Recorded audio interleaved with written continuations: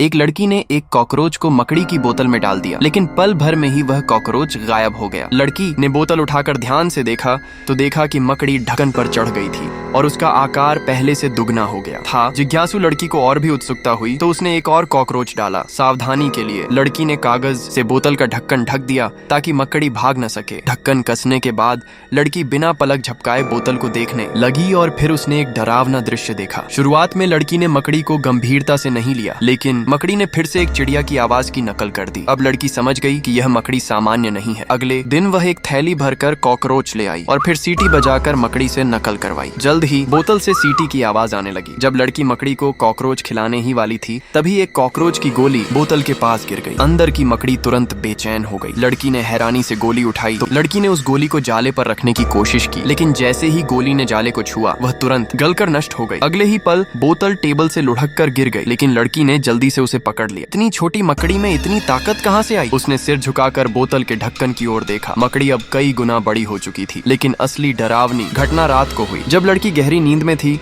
तो मकड़ी धीरे धीरे ढक्कन खोलने लगी, लेकिन उसने लड़की को नुकसान नहीं पहुंचाया, बल्कि वेंटिलेशन पाइप में घुस गई। वो मकड़ी एक विधवा औरत के घर पहुंच गई। तस्वीर के पीछे से आवाज आने पर विधवा ने फोटो हटाई तो मकड़ी उड़ती हुई उसके चेहरे पर कूद गई और उसके मुंह में घुस गई। फिर उसके पेट के रास्ते जाकर उसके अंग खाने लगी। आखिरकार उसके पेट को फाड़कर बाहर निकल आई। लेकिन कहानी यहीं खत्म नहीं हुई। एक बूढ़ी औरत अपनी गुम हुई बिल्ली को ढूंढने निकली। वेंटिलेशन पाइप से बिल्ली की आवाज सुनाई दी। बूढ़ी औरत ने समझा कि ये उसकी प्यारी बिल्ली है और अंदर घुस गई। और फिर अगला पल